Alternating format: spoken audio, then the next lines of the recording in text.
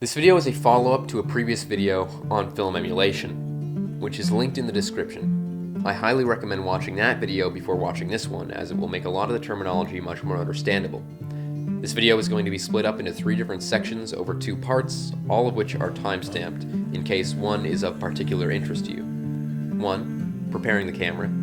2. Lighting your set/footage capture. And 3. Research and final color correction, which will be in the second part, uploaded separately.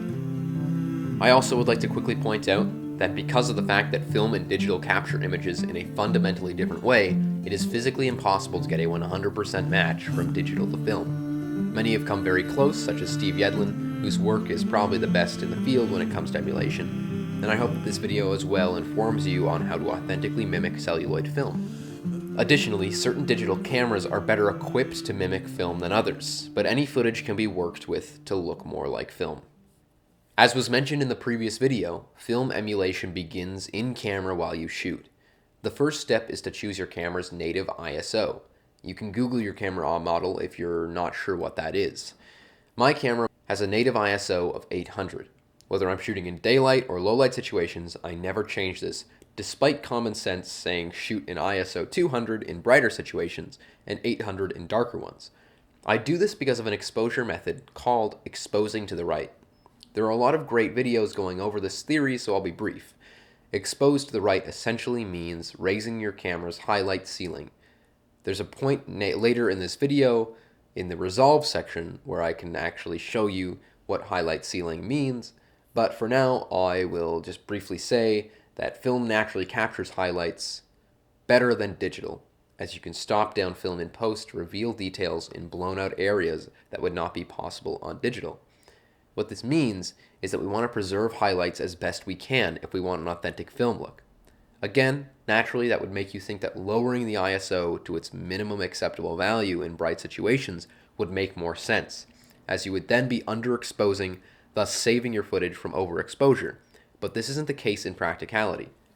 What exposure to the right fundamentally does is, as I mentioned before, raise the highlight ceiling. In simple terms, imagine a range of brightness on a scale from 1 to 100. No matter what ISO you are set to, you can never achieve all 100 numbers on the scale. So let's say you have a range of 30. Your ISO of 200 would range from 10 to 40 on the scale, your ISO of 400 from 40 to 70, and your ISO of 800 from 70 to 100. Meaning, at an ISO of 800, your camera's sensor is best equipped for capturing highlights, despite the fact that the image is getting brighter and more overblown. It's also of significant help to shoot in RAW, as you will have a lot more leeway in post with how you want your image to look, from exposure to color temperature to grading. My camera shoots in 12-bit RAW, which is extremely moldable in post.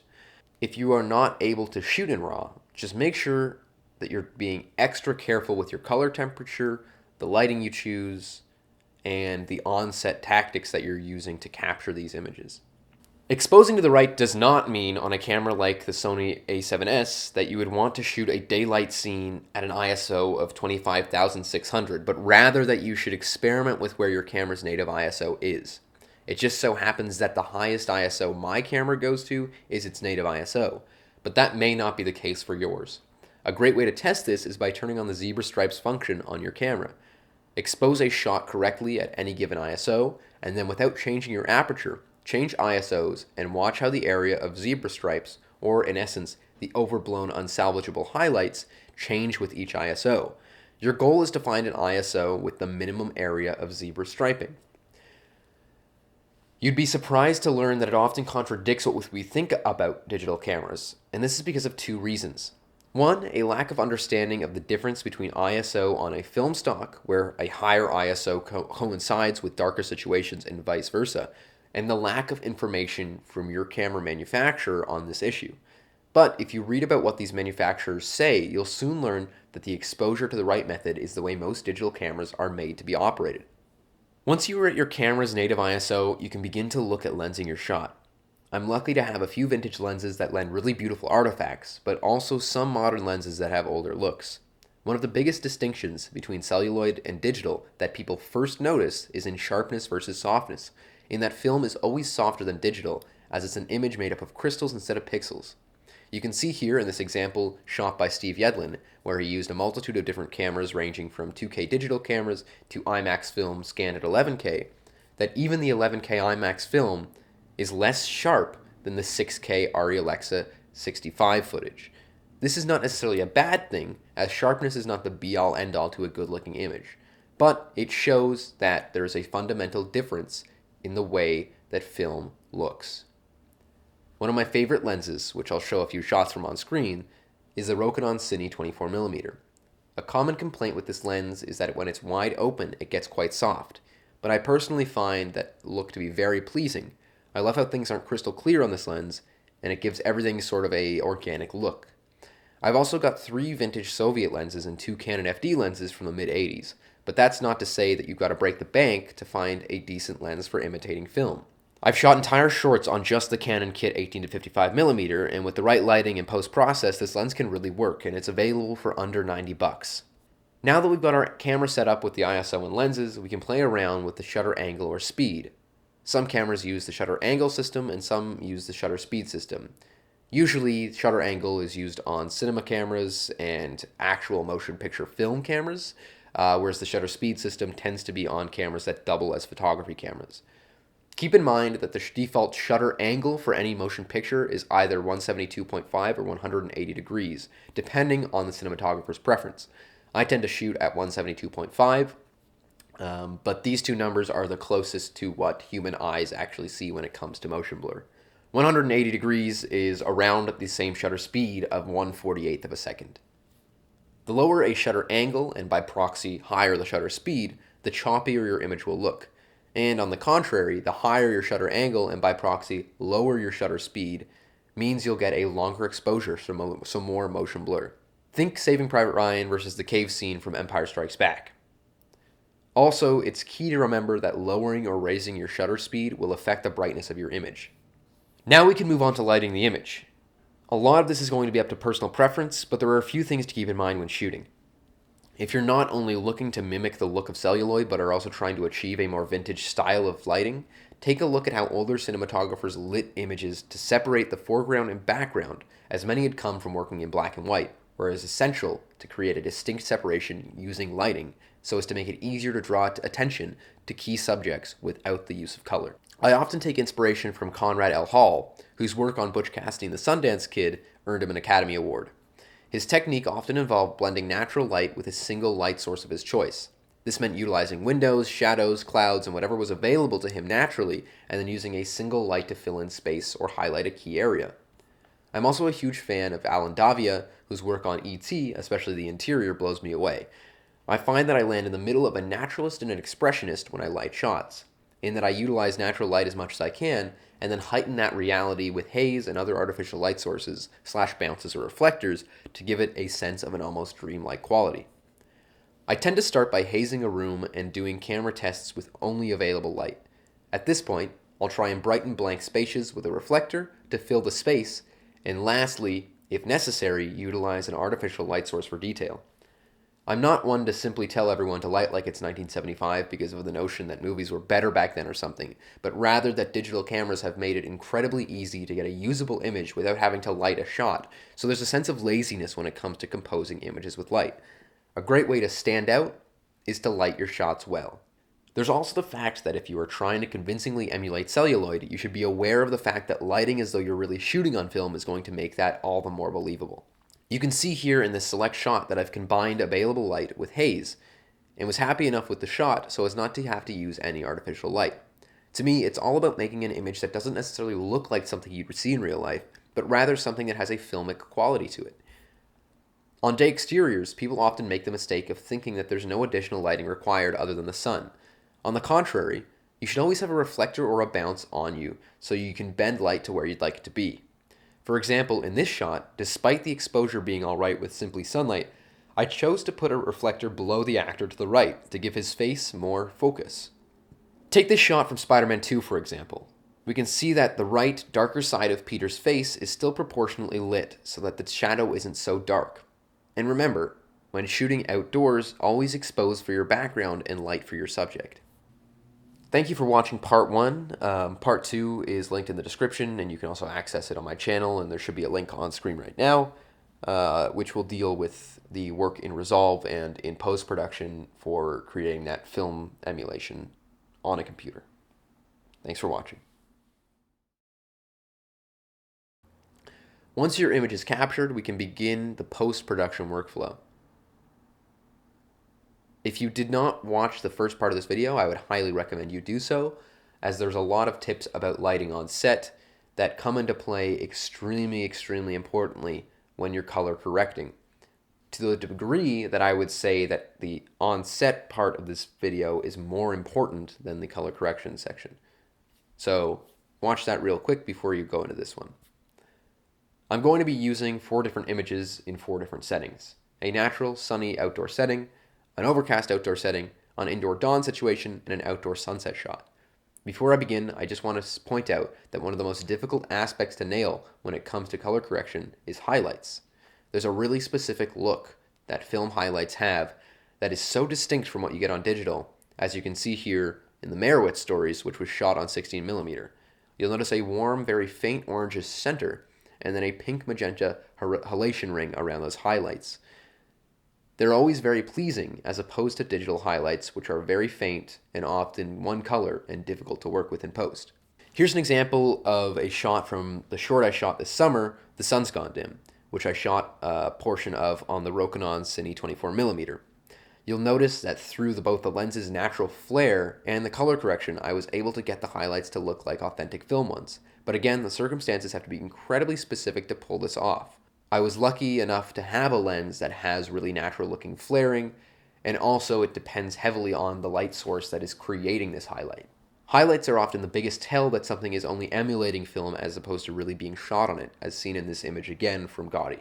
Another thing you'll always want to do is source your shots. I'll flash a few shots, some of which we're going to be grading on the screen now, so that you can see how I choose images that have similar looks to what I want to achieve that were shot on celluloid. I'll always create a kind of lookbook in pre-production with a collection of images that I know are going to be similar circumstantially to what I will be shooting, and then have a second part in post-production where I almost subconsciously connect images to different images that I didn't intentionally mimic. I find that this really helps me come up with looks and helps me understand how the celluloid would react to these certain lighting situations. As for film in general, we want to remember that there's a strong magenta pink hue on most film stocks, as can be seen in this still again from Spider-Man 2. Most of our images are going to follow that rule, as we'll be adding a little bit of magenta to take off some of that green that comes from digital sensors. So now that we're in Resolve, I think there's going to be a bit of a surprise to know that there's not a lot of work to be done. So I've got these 4 images here that I took at various circumstances, and I think that a common misconception is that there's so much work to be done for film emulation in post. In fact, that most of the job of film emulation is going to be done in post, which is simply not true if you light your shots correctly and you get things the way that you want them on set. Roger Deakins is famous for saying that he lights digital exactly the same way that he lights film, so that there isn't really a lot to do in post. So when I see people trying to do these film emulation tutorials and things like that, and they spend all their time in post, and they spend hours and hours doing these grades and adding LUTs, I think that's a big mistake, because I think a lot of what we're going to get out of film emulation comes from, as we've been talking about, everything on set and in post. And that comes down to situations like this. This I shot in Italy, where I didn't have control over the situation. I didn't have control over the light. But what I did have control over was what ISO I was shooting at, my shutter angle, and how I framed the images and things like that. I also had control, of course, over the color temperature of what I was shooting. I'm really lucky and fortunate to have a Blackmagic cinema camera, 4K, that shoots in a very filmic color space, so that just straight out of the camera, you're already seeing a lot of stuff that looks really good. I mean, once we get rid of that black sun highlight correction, we're going to have already a pretty usable image, which is rare for a lot of cinema cameras, especially cinema cameras that look good. I find that usually if you get a usable image straight out of camera, it's because the camera is recording at a lesser bit rate, and it is essentially doing auto features that limit the choices you can make afterwards. Whereas with this, I mean, none of these choices are limited. I can still do so much with these images, but regardless on their own, they're still nice looking images. So let's start on this first image here. As I said, this was shot in Italy, in Florence, at sunset, which was incredibly difficult to get without people in the way. I got lucky and got to a corner of a balcony. But already you're seeing that, you know, the image is quite spectacular. The subject of the image, which is the cityscape, is a very nice image. So we don't really want to mess around with that too much. I don't want to destroy this image because there's a lot of natural beauty here that I just kind of want to bring out. So firstly, as I mentioned, we're going to try and get rid of this black sun highlight.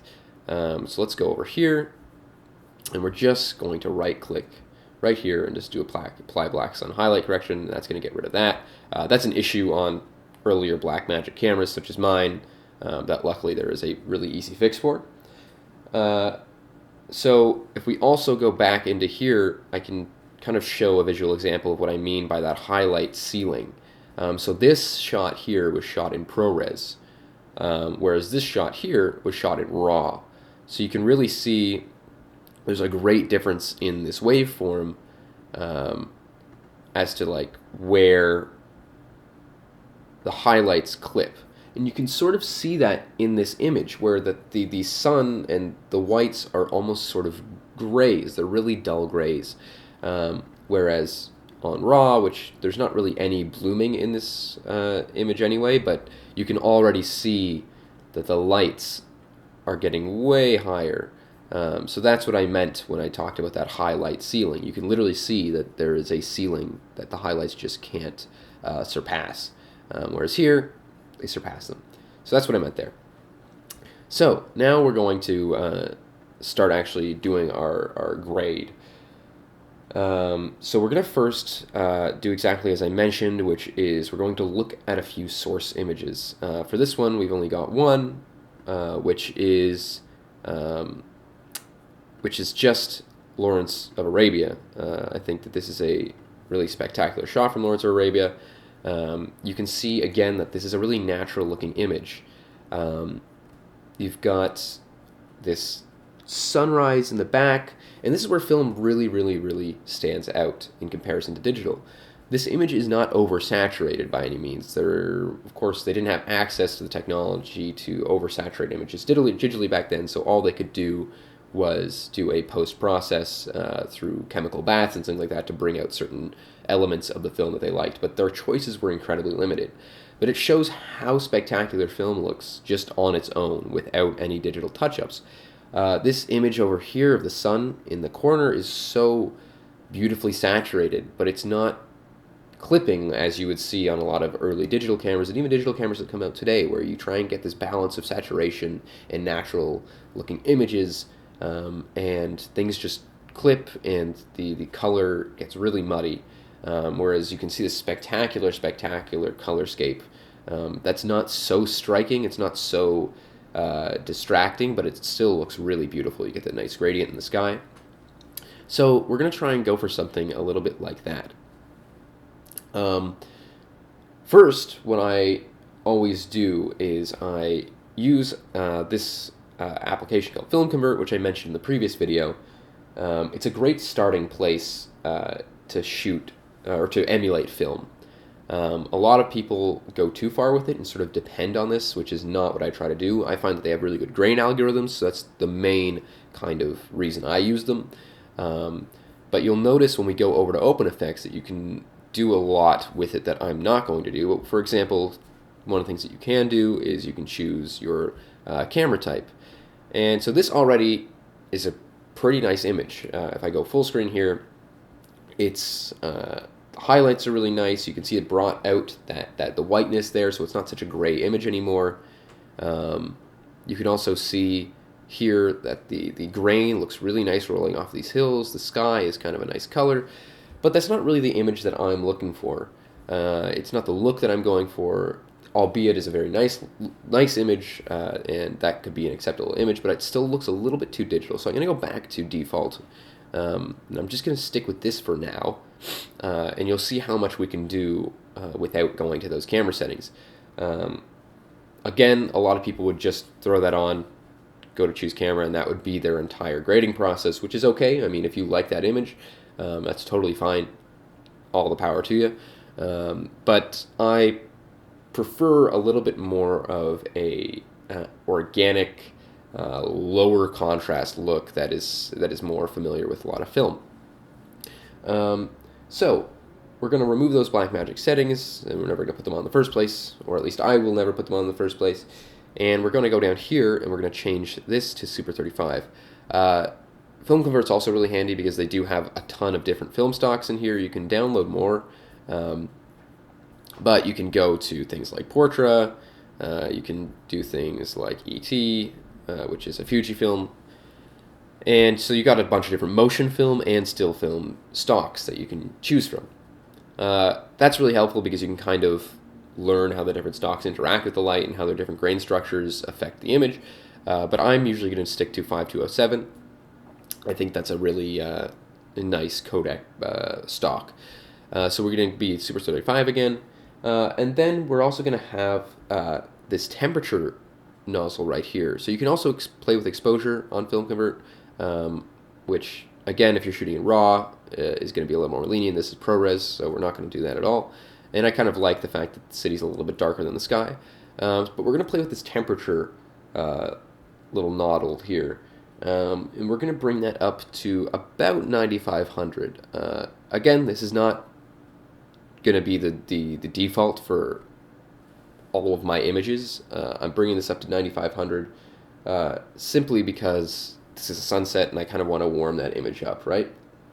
We also want to preserve a little bit of the blues in this corner right here. So what we're going to do next is we're going to go into dehaze. Dehaze is a really, really handy feature because it kind of both adds saturation to your image and it brings down those blacks, but not to a point where you're losing that kind of, low contrast film look. So you'll notice that it's going to get really green here, but that's okay because we're not done the grade. We're not even really started the grade yet. This is just kind of our basic settings so that we can play around with the image and get it to look a little bit more in the direction that we want to go. So this is a bit redundant, and it may seem kind of strange, but after we add our dehaze, we're actually going to essentially rehaze the image by adding a glow. I find that the glow provides a very, very film-like quality to the image, where you have this kind of haziness that's not necessarily coming from atmospheric conditions like a hazer or fog or something like that, but really just the fact that celluloid film, or at least the celluloid film that I'm trying to emulate, does have a sort of haziness where the highlights leak a little bit into the darker areas. That's not quite medium halation, but it's a little bit like lens halation on those older lenses. It's similar to that. And we're going to play around with the glow as well. The glow also is going to really help brighten those highlights that we saw, that I mentioned earlier, that are kind of gray, right? And Film Convert, that default setting, again, is not going to solve that problem for us so well, so we're going to change that around. So we're going to bring this down to the shine threshold. We're going to bring it down to about here. We don't want to blow out all of those shadows, but we're going to make it a little bit nice. And then we're going to bring up our spread to 100. So that's just going to kind of bring that really nice glow across that cityscape there. We're then going to go into the actual color wheels. So that's when we go over to this tab right here at the bottom in Resolve. We're going to go over to color wheels, and we're going to play around with this image. So the first thing we're going to do is adjust our brightness wheels. So we're going to go to gain, and we're going to bring that right up to 103 is where I kind of like it for this image. So it's not too bright, but we're kind of boosting those highlights just a little bit. And then we're going to bring the gamma, because we want to preserve that darkness there. We don't want to make it too high contrast, but we're going to bring it down just a little bit to 0.02.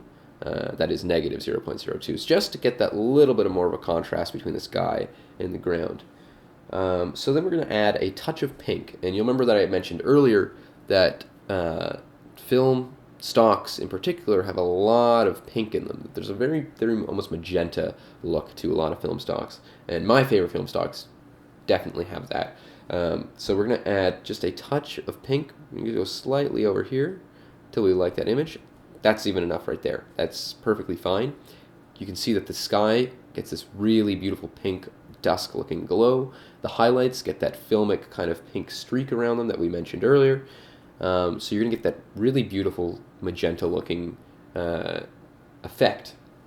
And then we're going to bring the gamma just slightly into the blue a little bit, just down like that, just to preserve that blue up there in the sky, and to get a little bit of a kind of backwards effect on that sunset. Lastly, which is very important, is we're going to actually saturate the image.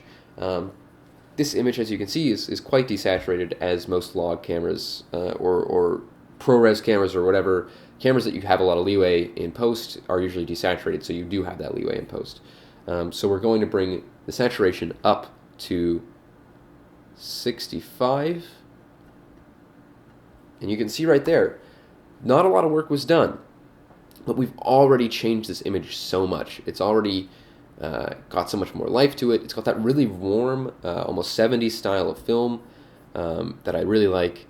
And you can see that it kind of has a similar look to, say, the Sam Raimi Spider-Man movies, especially Spider-Man 2, which I mentioned frequently, but that's a really, really well-shot movie. You can see those highlights there have that really beautiful film kind of circle of a halo of light around them. So I'm pretty happy with this image. I think that this looks really filmic. Again, you can go further with the technology that we have today. You can make this image look a lot more crazy, and you can kind of add a LUT to it and bring out that, teal and orange look in the sky. But I don't like that. That's not an image that I go for. I go for this really naturalistic chemical bath look that a lot of film used to have. That's got a vintage look to it. So now we're going to move on to our next image. Again, as I mentioned, this image was shot on RAW. So let's look at my inspiration for this shot, which is E.T. I really, really love the cinematography of E.T., especially, as I mentioned, the interiors. You've got this really hazy, beautiful look to all the shots in this movie. It's a really incredibly shot movie. So we're going to play around with that look. You can see how desaturated this is again. You're not getting such a extreme saturation on this image. You're getting just a really nice, hazy, kind of shallow image, which I love. So let's go back here. Let's go back to DaVinci Resolve, and let's play around with this. So again, we shot this in RAW. Another thing that you're going to notice with this image is that I really, really hazed it up. The thing about haze on film sets is that you're always going to want to add more than it looks.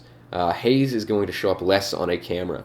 So if your set is hazed to the point where you can barely see your actor, that haze is going to disperse really, really fast. Unless you're in a super, super airtight location, that haze is just going to go away. So haze more, so by the time you're shooting, you have that haze there still, and you don't have to keep rehazing.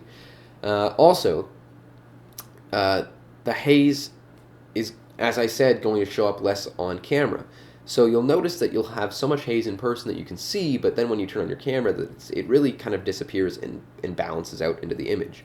So as you can see, there's these light beams from the windows there, but I'm really proud of this image. I really like what I did with it.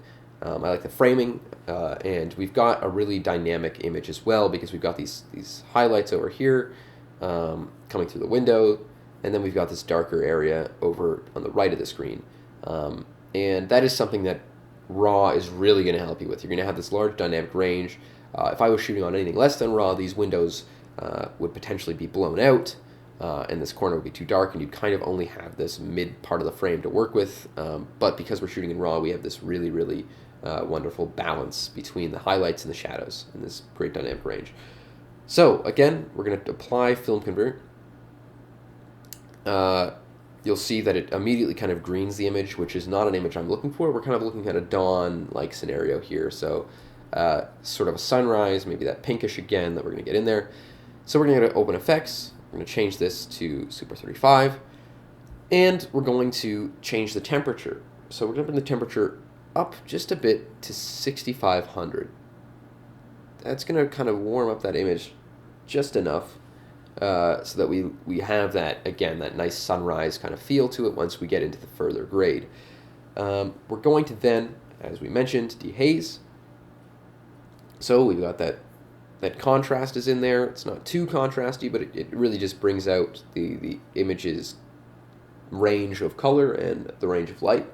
And then we're going to add a glow. So we're going to go here, and as I mentioned, we're going to play with those glow functions a little bit. So we're going to bring the shine threshold down to 0.543,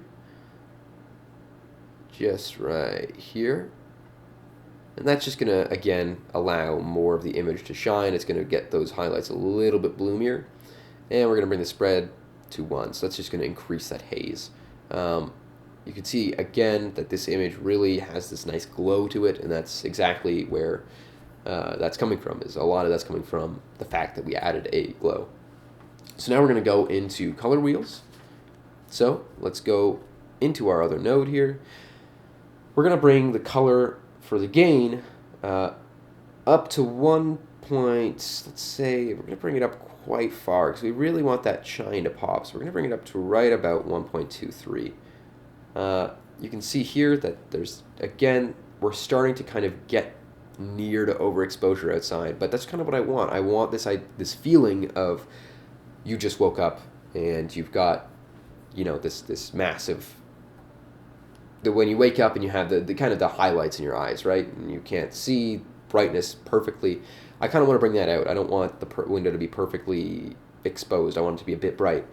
And now we're going to bring the gamma down to about -10, we'll say. And that's going to, again, raise that contrast, not to an unreasonable degree, but just to a nice degree so that the image is now focusing everything. You still have the details over here, but we're focused on this section of the image. That's what's important. That's where our subject is. So we're going to play with color now. So let's bring that pink out, just like this, just to get that really beautiful sunrise feeling of pink. And that's actually perfect. We're not really going to touch the gamma anymore because that gamma should stay kind of dark. We're also, again, going to saturate a little bit, but we want to remember that film is not always going to be super saturated. So this looks okay. This is a very nice image, I think. But we're still going to bring that up a little bit more, maybe to 66. Because we want that kind of beautiful, beautiful color to pop, that pink there. Again, it's so simple. There's not a lot of work you have to do if you light your images correctly on set. We literally just spent 2 minutes on the shot, and already I think that it has a very filmic quality to it, and it's a really beautiful image. I'm really happy with how this image turned out. And again, as I mentioned, film is not going to have that super saturated, deep color look. Some colors are really going to pop. Your reds are especially going to pop. But film is a really nice medium to shoot on because of the fact that it's really balanced. You don't have these disgusting kind of, as I mentioned, muddy flavors of just like a harsh green being thrown at the image. Everything's kind of working in harmony. So we're going to be done with that image. That's an image that makes me very happy. I think that the pink there is really nice. So now let's move on to this next image, which I shot in Iceland. This was shot in ProRes when I was out in the black sand beach in Iceland. So let's take a look at the source image for this one, which is going to be this really great film. It's an Italian film called Red Desert. Sorry I couldn't get a higher quality image, but I really love the cinematography and the blocking of this movie. And I realized after I had shot this frame in Iceland that there was really similar blocking where I accidentally was just shooting these two people, random strangers I didn't know, on the beach, and they just happened to be in this really beautiful position, and it's really pleasing to me. So once again, we're going to apply Film Convert. So it's immediately going to bring those shadows down, which I don't love, and that's why we go always, again, to Super 35. Super 35 is going to save those shadows just a bit. It's going to bring them up just slightly. We're going to keep the temperature at 5600. It is an overcast day. We kind of want to maintain those blues in that ocean and that overcast sky. Iceland is really interesting because of the fact that for about 9 hours of the day, it's golden hour, especially in the later months of the year like October, November, where you just have so little daylight that essentially the sun is always at golden hour. The sun is always rising, it's always setting. So you're always going to get these really, really beautiful colorscapes. Now we're going to dehaze the image. This is going to bring out that blue even more. You can see already that this is a really beautiful image with just those two things applied. You don't need to go crazy. You don't need to feel bad because you're not editing your image for an hour and, other people are. If you apply two things like this and you're happy with your image, then that's fantastic. We're going to play with this a little bit more, but nonetheless, already this image is really, really nice. I like this image fantastically. So let's now go to the glow. We're going to apply just a little bit of glow just to get, again, that film-like quality in there. And we're going to bring this shine threshold down to 0.5 about. Right there is perfect. Just down a little bit more. Perfect. And of course, we're going to bring the spread up to 100.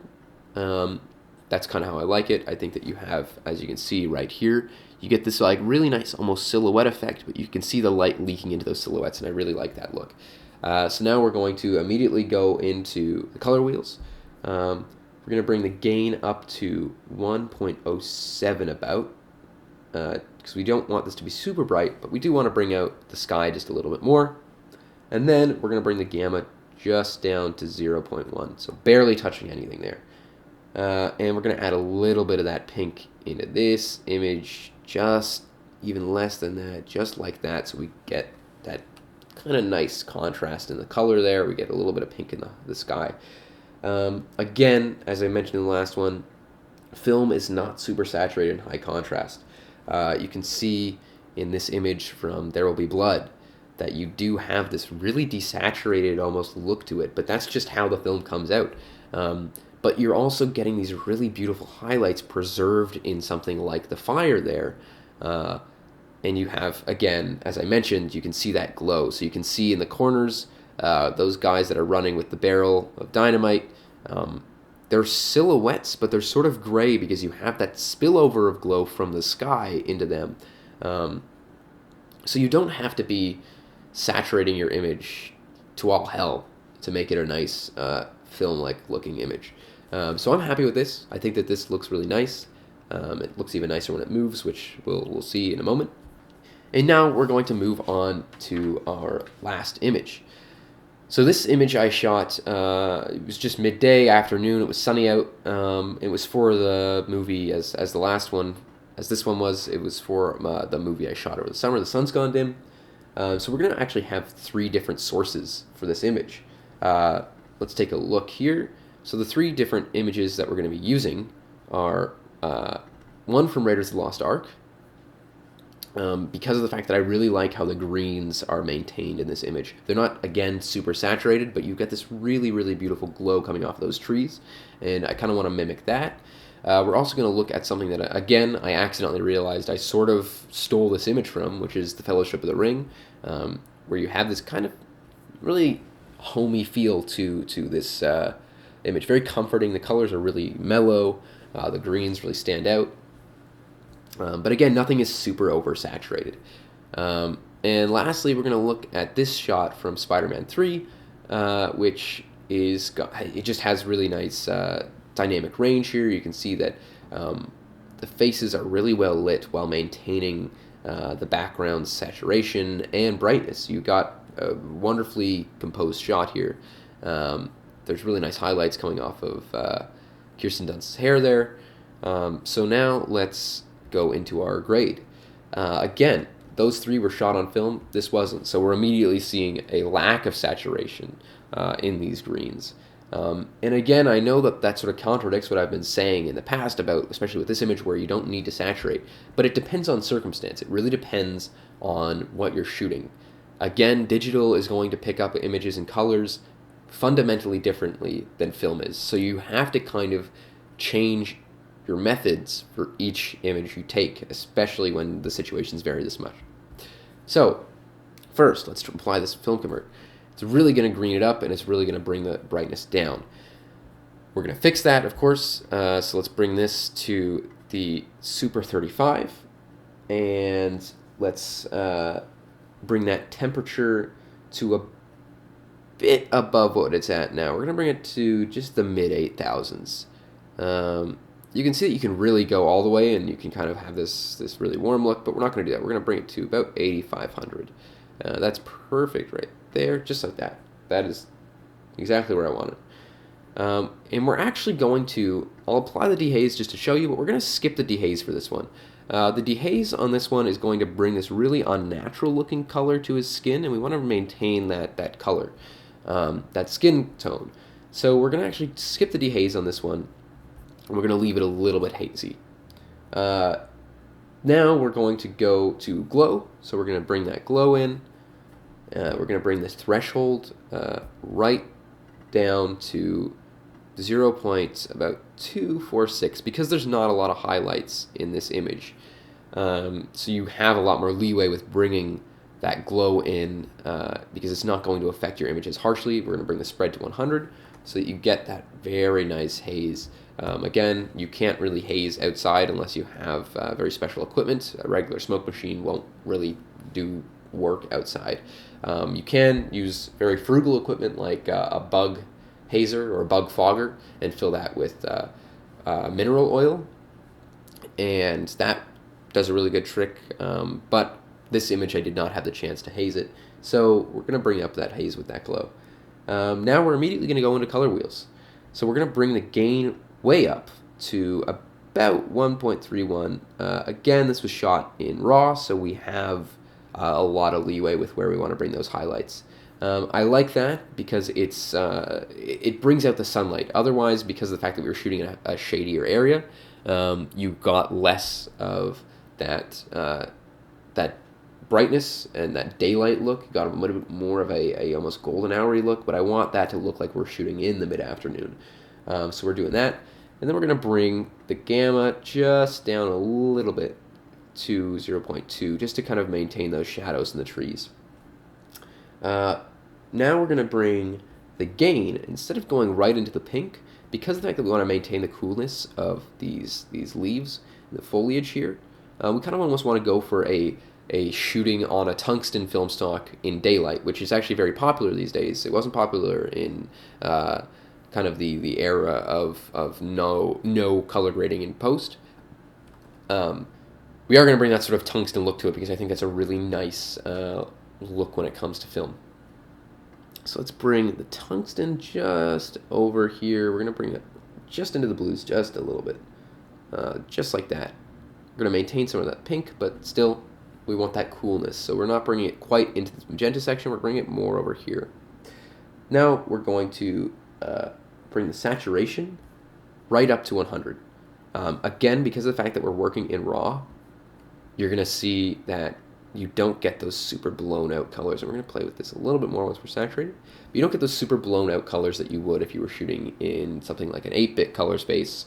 Because we're shooting in 12-bit, we have this leeway to go with this really nice saturation.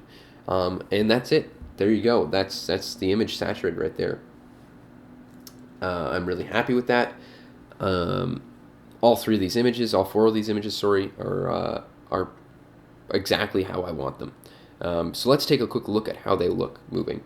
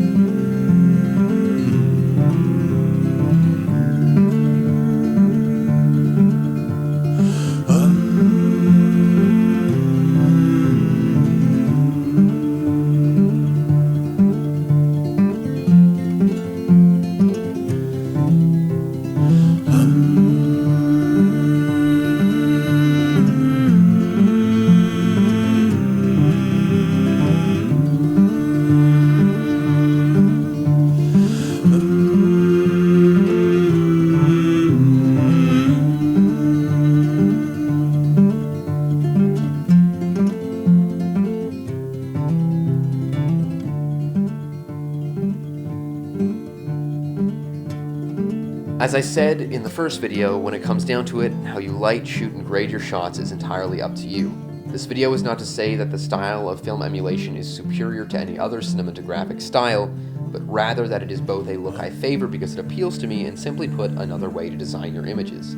I recently shot a short where I realized that film emulation didn't fit with the subject matter, so while I utilized the principles of on-set lighting and lensing, as I like to, I wasn't striving for a filmic looking image. Different content demands different cinematography. Additionally, I hope that this video makes it clear that it doesn't have to be super hard to get good looking emulated images. So much of the job is done on set and deals with how you shoot your images, which is why there really isn't too much work to be done in post in my case. I highly recommend watching these videos that I've linked in the description for more information. If you have any more questions, feel free to comment below or email me, and thank you for watching.